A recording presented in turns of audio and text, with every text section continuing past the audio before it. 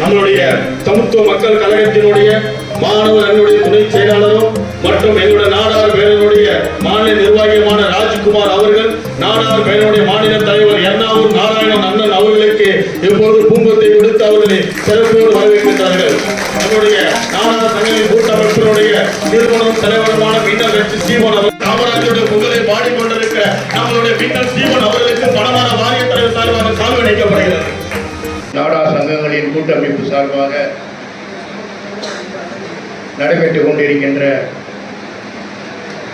பெருந்தலைவர் காமராஜர் 123வது பிறந்த தினங்களுடைய தலைவர் அறிஞர் தலைமை மின்னல் சீவன் அவர்களை,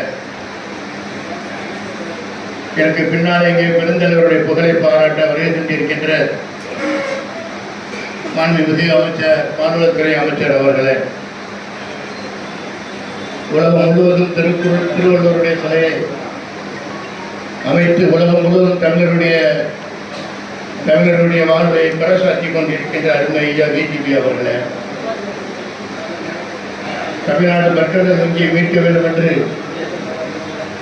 சுமார் 4 ஆண்டு காலங்கள் தமிழ்நாடு முழுவதும் என்னிடம் வங்கியுடைய பங்குகளை விற்பனை செய்ய வேண்டும், பங்கை மீட்க வேண்டும் என்று ஒரு இளைஞர் போல வருகை தந்து அந்த வங்கியை மீட்பதற்கு உறுதுணையாக இருந்த வைகுந்தருடைய வாரிசு அவர்களே, மேடையிலே அமர்ந்திருக்கின்ற எங்களுடைய மாநில பொருளாளர் கண்ணன் அவர்களே, அறிவித்தம்பி ராஜ்குமார் அவர்களே, வில்லியம்ஸ் அவர்களே, சேவியர் அவர்களே, சுரேஷ் அவர்களே, ராஜேஷ் அவர்களே, கௌதம் அவர்களே, தாஸ் அவர்களே, சுரேஷ் அவர்களே, இந்த சங்கத்தை வாடகைக்கு கொடுத்தார்களா காமராஜருக்காண்டி ஃப்ரீயாக கொடுத்தாருன்னு தெரியாது. அது ஏற்கனவே ஒரு முறை இந்த இடத்துல மீட்டிங் நடத்துவதற்காக இந்த சங்கத்தின் சார்பாக இலவசமாக மண்டபத்தை கொடுத்து இலவசமாக இரவு உணவு கொடுத்த அருமையான நாளந்தூர் கணேசனார் அவர்கள், அருமை தம்பி சீனிவாசன்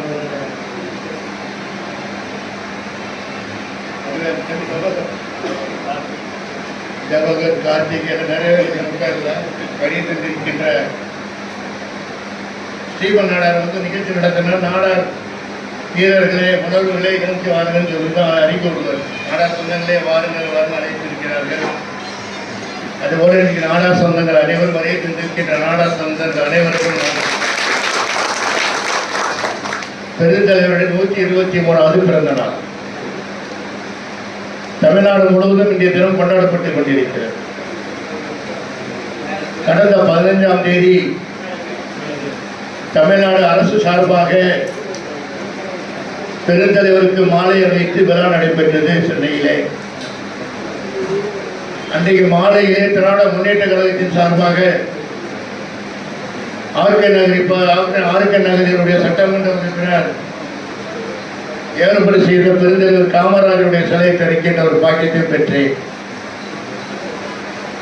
அதுக்கு பிறகு கடந்த சில நாட்களுக்கு முன்னாலே ராமநாதபுரம் மாவட்டத்திலே ஒரு வெங்கல சிலையை பெருந்தலைவருடைய வெங்கல சிலையை திறந்து வைக்கின்ற ஒரு பெரிய பாக்கியத்தை பெற்றேன். அதேபோல தமிழ்நாடு முழுவதும் பெருந்தலைவருடைய விழாவை இந்த நாடார் பெருமக்கள் தான் நடத்தி கொண்டிருக்கிறார்கள். தொடர்ந்து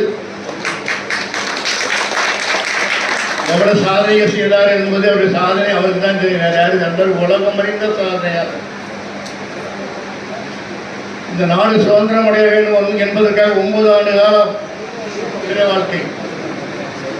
சிறை என்றால் இப்ப இருக்கின்ற சிறை மாதிரி கிடையாது. இப்ப எல்லா சாப்பாடும் சாப்பிட்டுக்கலாம், என்ன காசு இருந்தாலும் சாப்பிட்டுக்கலாம். பிரியாணி சாப்பிடணுமா, என்ன சாப்பிட எல்லாம் சாப்பிடக்கூடிய ஆளு இந்த காலம். அந்த கால சிறை தண்டனை என்பது கொடுமையானது. அந்த கொடுமையான சிறை தண்டனை அனுபவித்து 9 ஆண்டு காலம் சிறையில் இருந்த பெருந்தலைவர் காமராஜர் அந்த நேரத்தில் தந்தையினுடைய அம்மா பெருந்தலைவர் தந்தையுடைய அம்மா அவர்கள் ரொம்ப சீரியஸ் இருக்கின்ற காரணத்தினாலே பேரனை பார்க்க வேண்டும் அப்படி என்று உறவுகளை அழைத்து இறுதியாக என்னுடைய பேரனை பார்க்க வேண்டும். சிறையில் இருந்து அவருக்கு ஒரு விடுவாங்க, அந்த பரவர்களையும் விடுவாங்க. அதன் மூலமாய் கூட்டிக் கொண்டு முகத்தை காட்டுங்கள் என்று அழைக்கிறார். ஆனால் பெருந்தலைவர் நாடு விடுதலை அடைந்ததால் சிறை விட்டு வெளியில் வருவேன் என்று இருந்த பெருந்தலைவர் காமராஜர் உண்மையான விடுதலை வீரர். இந்த நாடு விடுதலை பெறுவதற்காக இருந்த உண்மையான விடுதலை வீரர். அது மட்டுமல்லாமல் 9 ஆண்டுகள் தமிழகத்தில் சிறப்பான ஆட்சி, ஒரு சிறப்பான ஆட்சியை செய்தார். படித்து பார்த்தேன். புரட்சி தலைவர் எம்ஜிஆர் அவர்கள் பல முறை அவர்களை அழைத்திருக்கிறார்கள். அழைத்து எங்கள் வீட்டுக்கு சாப்பிட வாங்கன்னு அழைத்திருக்கிறார். பல முறை அழைத்து அவர் நான் வரேன் சொல்லிட்டு ஏமாற்றிட்டு இருக்காரு. இறுதியாக சிவாஜி கணேசன் அவருடைய விழாவிலே பெருந்தலைவர் மறுபடியும் அழைத்திருக்கிறார். எம்ஜிஆர் அவர்கள் எங்கள் வீட்டுக்கு சாப்பிட வாங்கன்னு அழைச்சிருக்கிறார். உடனடியாக பெருந்தலைவர் இது என்னைக்கும் முடியாதுப்பா, கோபமாக எம்ஜிஆர் அவர்கள் என்ன தவறு செய்து எதற்காக வர மறுத்து கொண்டிருக்கிறது என்று கேட்டிருக்கிறார். அப்போ அவங்க வீட்டு சாப்பாடை பற்றி கேள்விப்பட்டிருக்கேன், ரகரகமாக பலரகமாக இருக்குமா, அந்த ருசி அதை நாக்கு பார்த்துட்டு அதையே கேட்கையா, நான் டெய்லியை சாப்பிட முடியாது. அந்த ருசியை நான் ருசித்து விட்டேன் என்றால் தினந்தோறும் நான் சாப்பிட வேண்டும். இன்னைக்கு என்னுடைய உடம்பு என்ன தெரியுமா, கண்ணஞ்சலம் ரேஷன் அரிசி. அந்த காலத்தில் பார்த்தீங்கன்னா அரிசி ரொம்ப டிமாண்டு. கம்பு சேலம் கோலம் என்று சொல்லக்கூடிய கேப்பைக்கு சொல்லக்கூடிய மாட்டுக்கு போடுற உணவை தான் மக்கள் சாப்பிட்டார்கள். எவ்வளவு மாட்டுக்கு போடுவாங்க. அந்த பசிப்பட்டி காலத்தில் அது உணவை மாட்டுக்கு போடுகின்ற உணவை மக்கள் சாப்பிட்டார்கள். அரிசி சோறு கிடைக்காது. அந்த நேரத்தில் அரசாங்கம் மூலமாக கொடுக்கப்பட்ட அந்த அரிசியிலிருந்து தான் சமைச்சு சாப்பிட்டுட்டு இருக்கேன். எனக்கு ருசி சாப்பிட்டா டெய்லிக்கு ரொம்ப வருத்தப்படாது. அதனால ரேஷன் அரிசி தான் சாப்பிட்டு. எப்படிப்பட்ட தலைவர் பாருங்க. அது ருசி பார்த்துருமா, நாக்கு ருசியை பார்த்துருமா. ருசி பார்த்து என்ன செய்ய சொல்லும், ரகரகமாக ஒருத்தர் இடத்துல சாப்பிட சொல்லும். நிர்வாகம் செய்யறதுக்கு தவறாகிவிடும், நிர்வாகம் செய்ய முடியாது. அதனால வேண்டாம்னு சொல்லியிருக்காரு பாருங்க. எப்படிப்பட்ட தலைவர் பாருங்க, பெருந்தலைவர் காமராஜர். அவர் இன்றைய தினம் நம்ம கொண்டாடிட்டு இருக்கோம். நாடார் தான் கொண்டாடிட்டு இருக்கு. நாடார் ஒரே முறை தான் கொண்டாடி கொண்டிருக்கிறது. எங்கெல்லாம் நாடார் இருக்கின்றாரே, ராமநாதபுரம் போகின்ற பொழுது பார்த்தால் இருக்கின்ற கிராமம் முழுவதும் பெருந்தலைவருடைய படம். எங்கெல்லாம் நாடார் வாழ்ந்து கொண்டிருக்கிறோம் அங்கெல்லாம் பெருந்தலைவருடைய படம். அப்படி குண்டு கொண்டிருந்த இன்றைய வரைக்கும் பெருந்தலைவருடைய புகழை நாடார்கள் மட்டும்தான் இன்று பொழுது கொண்டிருக்கிறார்கள்.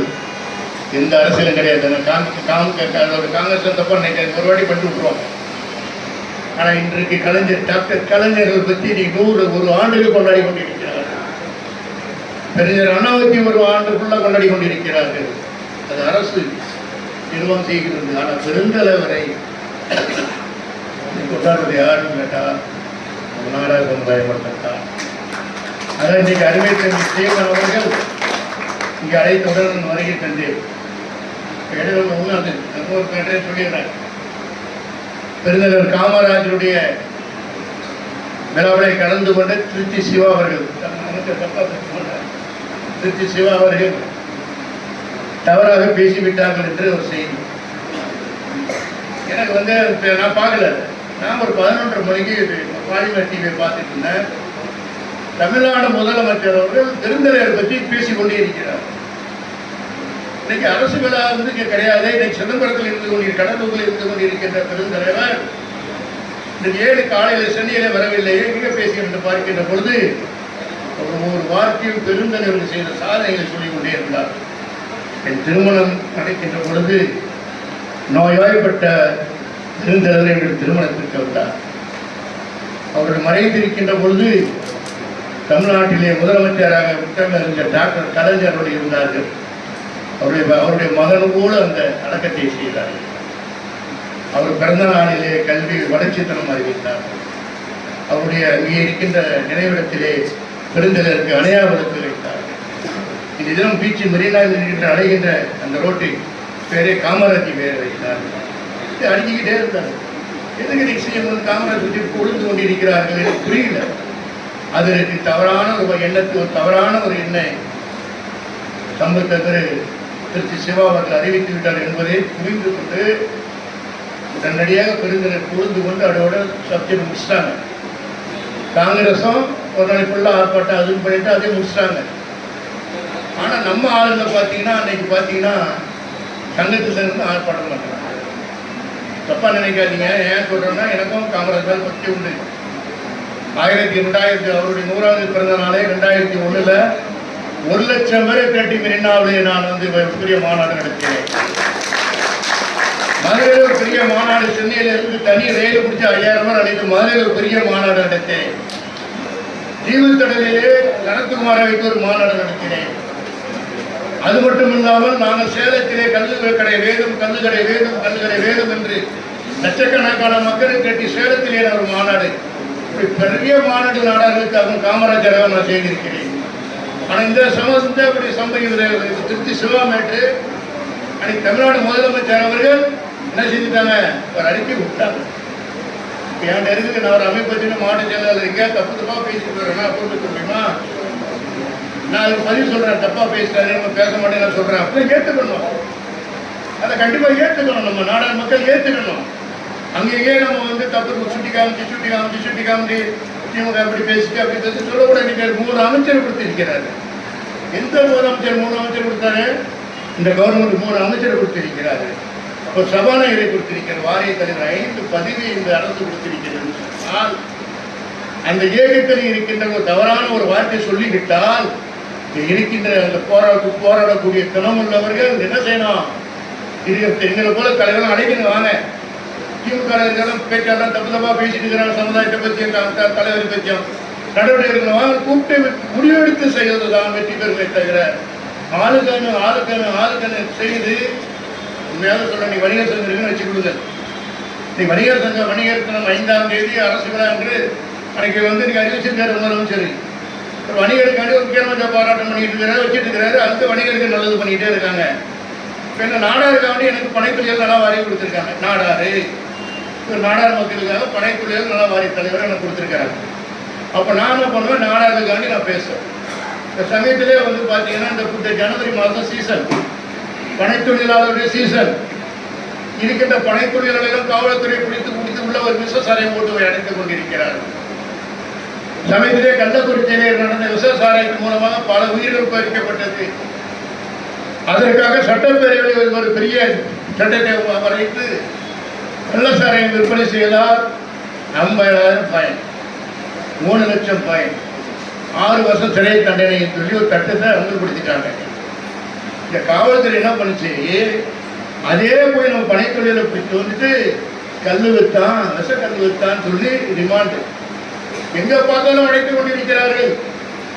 விருதுநகரில் இருந்து முன்னாள் சட்டமன்ற உறுப்பினர் தாமரைகளுடைய பையன் வந்தார். ஒரு 100 பேர் அழைச்சிட்டு வந்தார். அண்ணே, நான் பனைத்தொழிலே பண்ண முடியாதுண்ணே, நீ வாரியத்தில் தலைவராக இருக்கிறீங்க, ஒரு நாள் அடைச்சாச்சா பனையை சீவி விட்டாச்சுன்னா காஞ்சி போனேன், அந்த பனைத்தொழிலெல்லாம் போயிட்டு 4 மாதம்ண்ணே 5 மாதம் இந்த பனை தொழிலாளை செய்து இந்த பனைத்தொழிலை செய்து எனக்கு வாழ்வாதாரத்தை பெருக்க வேண்டுமண்ணா, இன்னைக்கு எப்படியாவது அரசாங்கத்தில் முறையிட்டு இந்த பனைத்தொழிலை காப்பாற்றுங்க. அப்போ 9-10 மாவட்டத்திலிருந்து என்னை அணுகி கொண்டிருந்தார்கள். தமிழ்நாடு முதலமைச்சரிடம் நான் கூட மனு கொடுத்தேன், ஐயா இந்த சட்டம் வேறு, இந்த சட்டம் வேறு. இந்த சட்டம் சாராயம் காய்ச்சி, அந்த சட்டம் தான் சாராயம் காய்ச்சதுனால நிறைய செத்து போயிட்டான். இந்த பனை தொழிலாளர்கள் அந்த சட்டத்தை காமித்து நெருக்கடி கொடுத்து கொண்டிருக்கிறார்கள். அதற்கு ஒரு தீர்வு வேண்டும் என்று கொடுத்தேன். சபாநாயகர் எனக்கு பார்த்து கொடுத்தேன். சட்டமன்றத்திலே பேசினார், மனவரம் பேசினார். அங்கே வந்து பார்த்தீங்கன்னா அசோகன் இந்த சிவகாசியாசன் பேசினார். பனை தொழிலாளர்கள் பாதிக்கப்பட்டு கொண்டிருக்கிறார்கள். என்னை டிஜிபியை பார்க்க சொன்னாங்க. நான் டிஜிபியை பார்த்தேன். ஐயா வாங்க, போன சைலேந்திரபாபு அவர்கள் டிஜிபியாக இருக்கும் பொழுது ஒரு பனை தொழிலாளர்களையும் இந்த காவல்துறை அணுகவில்லை. இப்பொழுது வீடுவிட கலசத்தை வந்து அந்த பணம் எடுத்து வீதியில் அடிக்கிறேன், டம்முன்னு அடிக்கிற துப்பாக்கியில் சொல்றது ஒரு பெரிய இது பண்ணுற மாதிரி பண்ணிக்கிட்டு நம்ம கேவலப்படுத்திட்டு இருக்கிறாங்க. 4 மாதம் சீசன் எங்கள் முன்னாலே நானும் கண்ணன் உட்காந்து எங்கள் முன்னாலே டிஜிபி அந்த இருக்கிற மாவட்டத்தினுடைய தலைமை ஐடியில் தகவல் கூப்பிட்டாங்க. கூப்பிட்டு என்ன சொன்ன தெரியுமா, பனை தொழிலாளிட்டு போகக்கூடாது. அன்னையிலிருந்து பனை தொழிலாளர்கிட்ட யாருமே போகவில்லை. சுதந்திரமாக பனை தொழிலாளர் செய்தார்கள். இது கூடி இருக்க இப்படி நடந்துட்டு இருக்க நாங்கள் என்ன பண்றோம், ஏன்னா பனை தொழிலாளருக்கு எனக்கு வந்து பொறுப்பு கொடுத்து அனுப்பியிருக்கிறாங்க. அவரை வந்து வியாபாரி இருந்து அவர் வியாபாரி பார்த்துட்டு இருக்கிறாரு, நான் நாடாரை பார்த்துட்டு இருக்கேன். நாடாருக்கு எனக்கு பதவி கொடுத்துருக்காங்க. அப்படிப்பட்ட ஒரு சீமான வகி நம்ம அக்கா நம்ம கனிமொழி அக்கா கோயிலில் போய் கல்யாணம் இருக்கிறார். அதான் பாருங்க, எல்லாம் அடக்கி வச்சிருக்கோம். பணத்தொழிலாளர் போகக்கூடாதுன்னு சொல்லியாச்சு. பணம் யாருமே எந்த தாராளம் கிடையாது. அமைதி அவர் போய் பணத்தொழிலாளர் பண்றாரு. என்ன பண்றாரு? அங்கே போய் பணம் ஏறி கல் இருக்கிறாரு. எங்க இருக்கிறாரு? ஏற்கனவே விழுப்புரத்தில் இருக்காரு, நான் கேட்கல. சேலத்தில் இருக்கிறாரு, நான் கேட்கல. நம்ம தொகுதியில நான் இருக்கிற மாவட்டத்துல அங்க என்ன பண்றாரு? பனையில போய் கல் ஏறி இருக்கிறாரு. கல்லறி குடிச்சிட்டு போக வேண்டியதானே? பனை தொழிலாளி பாதுகாப்பது இவருடைய கடமை. பாதுகாக்க ஆளையே இல்லை அப்படின்னு ஒரு அறிக்கை விடுறார். பனை தொழிலாளியை பாதுகாக்க ஆளே என்று ஒரு அறிக்கை விடுகிறார். மாவட்டத்தில் எம்பியா இருக்காங்க, சும்மா இருப்பாங்களா? இதை தூங்கிட்டீங்களேன்னு கேட்குறாங்க. நான் என்ன சொன்னேன், என்னை வாரியத்தினுடைய தலைவராக பொறுப்பு கொடுத்த பிறகு பனை தொழிலாளர்கள் எங்கேயும் கிடையாது. இந்த அரசு சரியாக பாதுகாத்துக் கொண்டிருக்கிறது. பனை தொழிலாளர்கள் சரியாக பாதுகாத்துக் கொண்டிருக்கிறது என்று நான் அறிக்கை கொடுத்தேன். அந்த அறிக்கை யாருக்கு கொடுத்தேன்? சீமான கொடுத்தேன். நீங்க இந்த நேரத்தில் அரசு சென்று பண்ணாதீங்க. இவ்வளவு நாள் எங்க போனீங்க? இப்போ 4 வருஷம் முடிஞ்சு 5வது தொடங்குற நேரத்தில் நீங்க எங்க போனீங்க? இந்த சென்று தான் பண்ணேன். அவருக்கு விட்டு அவர் எனக்கு அவர் தான் போய் சொல்லணும். அதில் நம்ம ஆளு நம்ம ஜாதின்னு எனக்கு தெரியல. நம்ம ஜாதியில இருந்து அம்மா ஜாதிகாரன்னு சொல்லிட்டு அவர் மறுநாள் அறிக்கை விடுறாரு.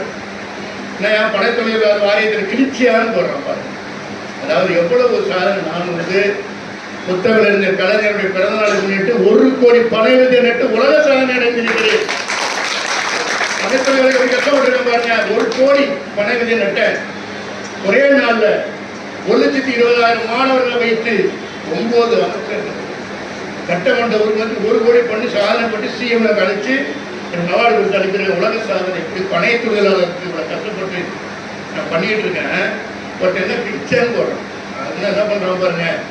நம்மளுக்கு பாதுகாப்பா இருக்கின்ற அரசு, வணிகருக்கு பாதுகாப்பா இருக்கின்ற அரசு, பனை தொழிலாளர்களை காப்பாற்றுகிற அரசு, இந்த அரசை போய் என்ன பண்றாங்க? அந்த அரசுடைய நம்மளுடைய முதலமைச்சருக்கு அசிசமா போடுறோம், கேவலமா போடுறான். நான் வாரியத்திலும் இதெல்லாம் கேட்குறேன், என்னப்பா அப்படி போடுறேன், சட்டம் கொடுப்பாங்க அப்படிங்கிறாங்க. சரி, அது கேட்கல. அதுக்கப்புறம் நம்ம கனிமொழியாக்கார அசிங்கமா போடுறோம், கேவலமா போடுறான். கேட்க மாட்டாங்க. அப்படி சபாநாயகர் அப்புறம் கேவலமா போடுறான். அனிதான கேவலமா போடுறான். அதே மாதிரி என்ன டச் பண்ணா விடுவோம்னா எங்கேயும் டச் பண்ணிட்டான். கிழிச்சியா 200 பேர் வீட்டை கழிக்க போயிட்டாங்க. 200 பேர் போயிட்டாங்க. வீட்டுல 200 பேர் போயிட்டாங்க. காலையில நைட்டு பார்த்தா காலை 200 பேர் வீட்டை கிழிக்க போயிட்டாங்க. யாரோட கிழிச்சதுன்னு சொல்றேன். என்ன இப்படி இருந்தால் அப்புறம் பார்த்தா அவன் எடப்பாடியை வைத்து நிகழ்ச்சி நடத்தி இருக்கிறான். அப்ப அதிமுகவுக்கு ஆதரவாக இருக்க வேண்டும் சொன்னால் அரசியல் கட்சி நடத்திருப்போ. ஜாதிய பெயரை சங்கத்தை வைத்து நாங்களும் ஜாதி சங்கத்தில் தலைவராக இருந்து கொண்டிருக்கிறோம். உங்களுக்கும் நாங்கள் இருந்துக்கிட்டு எங்கள் அரசு ஒரு கௌரவமான பதிவு எங்களுக்கு கொடுத்துருக்கு. இதெல்லாம் வைத்துக் கொண்டு நீ எடப்பாடியை ஆதரவாக நீ இந்த வேலையை செய்தால் விடமாட்டோம்.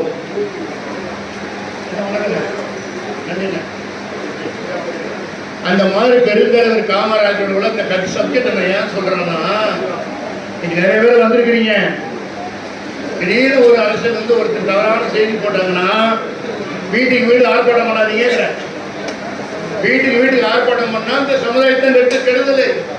ஒரு நாள் சிவந்தியாத்தினாரையாட்ட குரு அவர் இருக்கிற காலத்தில் 1993 அவங்கள வைத்து சமுத்திரப்படை 100வது விழா நடத்தின 93 பாபுஜி வந்தாங்க, நெடுஞ்சாலை அமைச்சர் வந்தாங்க, எல்லாரும் வந்தாங்க. எத்தனை வருஷம்? 93 100வது ஆண்டு விழா நடத்தினேன். அது பார்த்தீங்கன்னா 1996 கலைஞர் அவர்களை வச்சு முதலமைச்சர் பெரிய மாநாடுகள் நடத்தினேன், பிஜேபியில் நடத்தினேன். இப்படி பல சாதனைகளை செய்து வைத்திருக்கின்றவர்களுக்குள்ள வராத உணர்வுகளே எப்படி வரும்? இந்த சில்லறை வேலைக்கு எப்படி நம்ம யாராவது பண்ணோம்னா சிறிய வியாபாரிகளை ரொம்ப பாதிக்கும், பெரிய வியாபாரிகளை பாதிக்கும். அதனால நீங்கள் எதாவது இருந்தாலும் ஆனால் உங்களை பற்றி சொன்னேன், எனக்கு செல்வ பற்றி சட்டமன்றத்தை கேட்டீங்க. நான் சபாநாயகர் லெட்டர் கொடுத்தேன். நீங்கள் சொன்னேன் இந்த மாதிரி தான் அந்த மாதிரி தான் பேசினாங்க, அண்ணன் பேசினாரு. அவரை நம்ம சிவகாசி எம்எல்ஏ பேசினாரு, எல்லாரும் பேசினாங்க. அப்போ எங்களுக்காக ஒரு பதிவை கொடுத்து நாடார் பொதுவுக்கு நாடார் மக்களை பாதுகாத்துக் கொடுங்கள், பனை தொழிலாளர்களை பாதுகாத்து கொடுத்துருக்காங்க. அதை மீறி போய் ஒருத்தருக்கு கல் எடுத்து வச்சு ஒரு பிரச்சனையை உண்டாக்கி அதை சமுதாயத்தை இழிவுபடுத்துறவர்களை நீங்கள் கண்டிக்கணும். அவரை கண்டிக்கணும். அவருக்கு ஆதரவு அவனுக்கு ஆதரவு கொடுக்குறான் பாருங்க. இப்போது முதலமைச்சர் திட்டத்துக்கு, நம்ம சபாநாயகர் திட்டத்துக்கு அது நெல்லை தூக்கி நாடார் சங்கம் ஆதரவு தருகிறது. அவனுக்கு ஆதரவு தருகிறது. என்னங்க கேவலம். ஏன்னா 4000 பேர் படிப்போம், பள்ளியில் படிச்சுட்டு இருக்காங்க. 4000 பேர் படிச்சுட்டு இருக்காங்க ஸ்கூல்ல. அரசு நடத்தினா என்ன ஆகும்? நடவடிக்கை எடுத்த ஸ்கூல் நடத்த முடியுமா? அந்த சங்கம் வந்து ஆதரவு கொடுக்குறீங்க. சிஎம் திட்டுறான், சபாநாயகர் திட்டுறான், நம்ம விரைவில் திட்டுறான், நம்ம அனுதான திட்டுறான், எல்லாரும் பராமரி ஆசிரியமா திட்டுறான். கேட்டால் எனக்கு எடப்பாடி எனக்கு வந்து நிகழ்ச்சி பண்ணச்சுன்னா நான் பண்ணினேன், நான் நாட்டில் பார்க்குறேன், இப்படிதான் பண்ணுவேன்னு சொல்லி கொண்டிருந்தால் என்ன நியாயம் சொல்லுங்க? அதுக்கு எந்த சப்போர்ட்டு? நெல்லை தூக்கி நாடார் சங்கம் சப்போர்ட். தனபால் சப்போர்ட் பண்றாரு. தனபால் சப்போர்ட் பண்ண பள்ளியோட இருக்க காலேஜ் வச்சிருக்காரு நினைக்காது, எல்லாம் தெரியாது. எனக்கு 4000க்கு மேற்பட்ட பள்ளியில் படிக்கின்ற மாணவர்கள் நிலைமை என்ன ஆகும்? ஒரு அரசு வந்து எந்த வழியும் உடனே சென்று கொண்டாங்க. நம்ம வணிகம் ஃபுல்லாக நம்ம வியாபாரிகள், நம்ம அரசு நம்பி வாழக்கூடியவர்கள். அரசு வந்து அரசு தான் நமக்கு முக்கியம். அதனால் நம்ம அரசு நம்பி தான் என்ன செய்யணும்? வழி நடத்த வேண்டும். இந்த மாதிரி ஸ்ரீமன் தம்பி கூட்டுக்கு வந்தது உடம்பு சரியில்லை இருந்தாலும் என்னை கூப்பிட்டு வந்திருக்கேன். அதுதான் ஃபஸ்ட்டு போராட்டத்தை ஆரம்பிச்சிட்டு எந்த போராட்டத்தை எதாக இருந்தாலும் அனைவரையும் நீங்கள் கூப்பிடுங்கள். ஒட்டுமொத்தமாக நாடார் சமுதாயத்துடைய உயர்வை காட்டுவோம். பெருந்தருடைய புகழை கூட்டுவோம். தொடர்ந்து புகழ் பெருந்ததற்கு நீங்கள் எல்லாரும் வீடு வீடாக நீங்கள் விழா நடத்த வேண்டும் என்று கூறிக்கொள்கின்றேன். அந்த சமூகத்துக்கு அந்த திருச்சிறுவன் சொன்னால் பார்த்தீங்களா, அதுக்கு வந்து நம்மளுக்கு வந்து ஆதரவாக தம்பி கார்த்திகங்கள் சீனிவாசன் எடுத்து மறக்க முடியாது. உடனடியாக சாயங்காலம் ஒரு மீட்டிங்கை போட்டு அவனை கிழித்து விட்டான். எவன் கிழிக்கணும்னு சொன்னாலும் அவனுக்கு ரேடு கிழித்து விட்டாச்சு. இந்த பகுதியை சுற்றி கொண்டு இருக்கின்றான். பேரே சொல்ல நாங்கள் விரும்பவில்லை. அவன் நாடாது இல்லை நாடாது என்று கூறி விடப்படுகிறான். நன்றி, வணக்கம்.